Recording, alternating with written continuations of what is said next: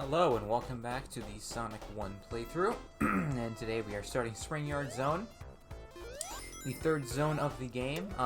One thing that I kind of feel about this game is something that I just recently kind of thought of, was how after a lot of the zones where people don't really like them as much, they are instantly followed up by a pretty likable zone. For example, Marble Zone is followed up here by Spring Yard Zone, and then the Labyrinth Zone, the fourth zone in the game, which is many people's least favorite zone, which including mine, by the way.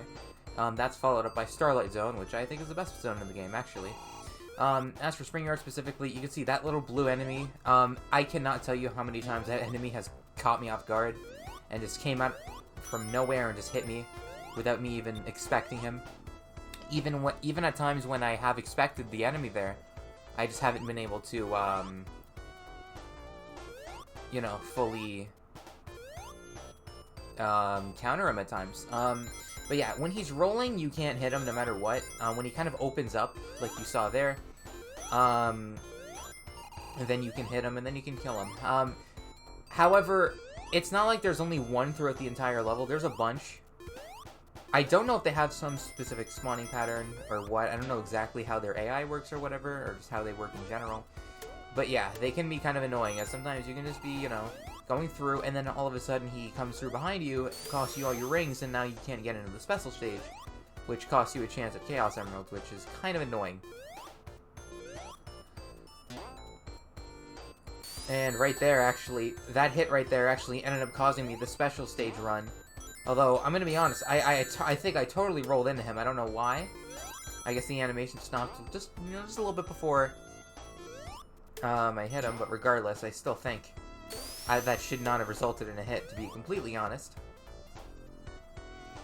But, in other news, I am actually recording this commentary, like, a few hours after, well, it's like 7 hours after the Sonic Central got announced, or the Sonic Direct, as people are calling it, that they posted that big Twitter video, contained a shot that we haven't seen before, which some people are saying it might be just a reanimated version of the Colors intro that's going to be in the speculated Colors remaster, or it could be an Adventure remake, because granted, that actually does look pretty similar to the environment that the Adventure 1 intro took place in. I would love for it to be an Adventure remake thing, but I'm not quite sure what it is. Part of me doesn't want to say it's a Color, or a Sonic Colors thing, because Planet Wisp just simply does not have that kind of aesthetic. The colors were a lot more vibrant. I don't know quite how to describe it. The aesthetics of the two just didn't really match. But anyways, another thing with Spring Yard Zone, these little spiky areas, they can actually be pretty easy to dodge and just get around. However, they also can be kind of annoying. Because they're on a slope, they can really mess with you. I'm pretty sure, actually, at one point in Act 3, I believe it is, or it might even be later in this act for all I know, I don't quite remember, but I actually ended up getting caught on one of those, and ended up losing my rings because I hit by the spikes. Some of them go very slowly, which allow you to just jump on the little middle platform, which is kind of like a safe spot, or like a blind spot to them, if you will. And then there are some where it goes very fast, and you need to be on your toes with those. And right there, I actually tried to jump, get as many rings as possible, and I ended up getting none of them. They also introduced these little bumper things. These were technically in the special stages, so I guess you could say they were introduced there. But in a full-on stage, they are introduced in Spring Yard Zone. Obviously, they were brought back in Casino Night in Sonic 2. We saw them in numerous casino levels to follow.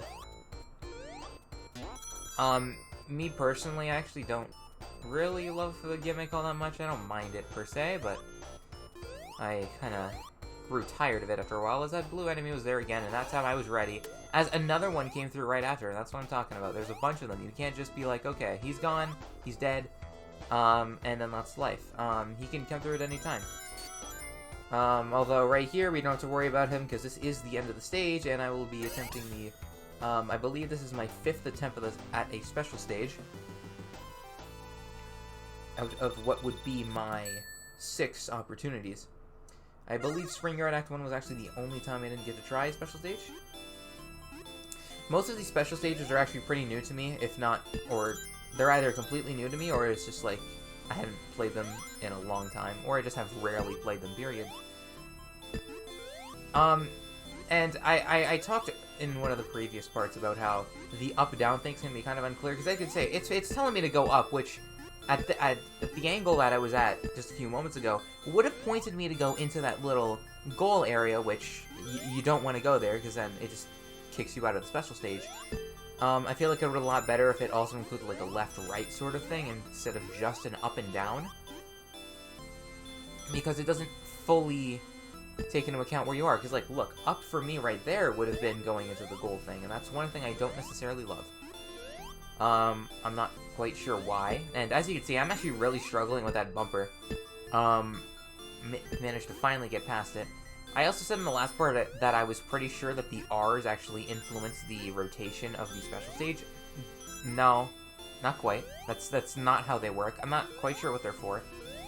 But they exist, I know that much, as there was another goal area in there. I was desperately trying to stay out of there. As the Chaos Emerald here, the red one. So after that, after my 5th special stage attempt, I actually have 3 emeralds out of the 6. There are 6 emeralds in this game for you to collect, obviously. Sonic 2 introduced the elusive 7th emerald, which made the first game's emerald system kind of weird as we enter Springyard Act 3. A conclusion to one of the better zones in the game. And once again, a lot of those bouncy things, they actually give you 10 score every time you bounce on them, but you probably already noticed that. Which, thinking about that, it makes me imagine, like, if there was a ranking system in these games that were based on your score, and just how much you could abuse things like that. Because, like, in the 3D games with rankings, you couldn't really abuse stuff like that. Like, you know, in Sonic Adventure 2, Heroes, Unleashed, 06, whatever, you couldn't quite abuse it like that. Granted, games like 06, you could easily break the ranking system off enemy score alone, and that was it. But still, that's not necessarily the point. And as you can see, it kind of messed me up there. I was thinking as if it was going a bit faster than it was, and then right there, I didn't quite mention that when I was talking about these things, but yeah, you can just straight up miss your jumps and end up getting hit by the little spike balls, which can get kind of annoying. Thank God I was in Act 3 and I didn't have to worry about, oh, I need to go to a special stage so I can try another Chaos Emerald, or try my hand at getting another Chaos Emerald, rather. But yeah, that's one of the other things. As I said last time, I don't really like how limited the special stages are in this game. And I think it's something that the 2 classic games that preceded this, or at least in the trilogy, actually did a lot better. And right here, actually, there's a little area on the right side of the loop, or the incline, whatever.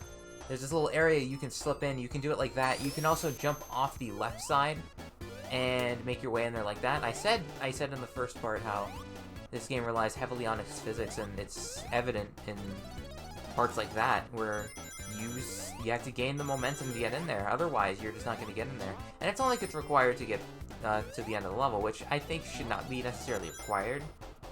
But I think it's cool to reward players with hidden stuff. Hidden invincibility, rings, extra lives. In that case, it was invincibility and speed shoes.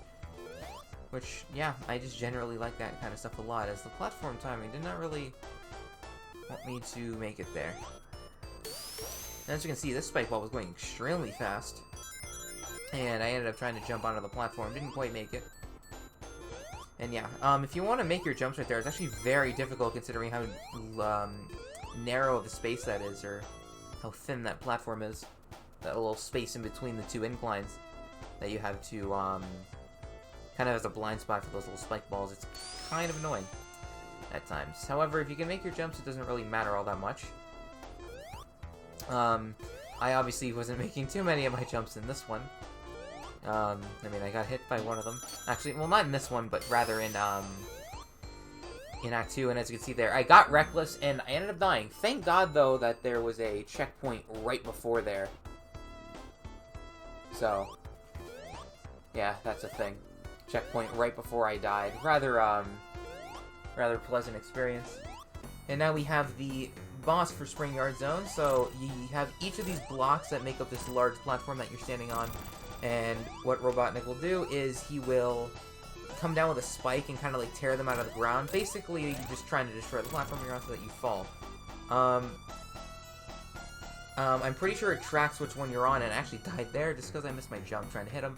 Got a little bit too reckless once again, which is something you can't do. You need to be careful, yet also being cautious at the same time. Or you need to be, or if you want the best runs, you want to be fast while also being as cautious as you can be. Hit him again right there, and I believe at that point he pulled one block out. I had 5 hits on him. And at this point I was very much like, okay, you can't miss your jumps here. I don't remember if I try to get another cheap hit on him before he comes down. But regardless. Yeah, we destroyed him there. Don't have to worry about falling, as there's no bottomless pits to the right. As that will end Spring Yard Zone, and thus ending the 3rd part of this playthrough. In the 4th part of this, we will tackle Labyrinth Zone. The worst zone in the game, in my opinion, and I will see you there.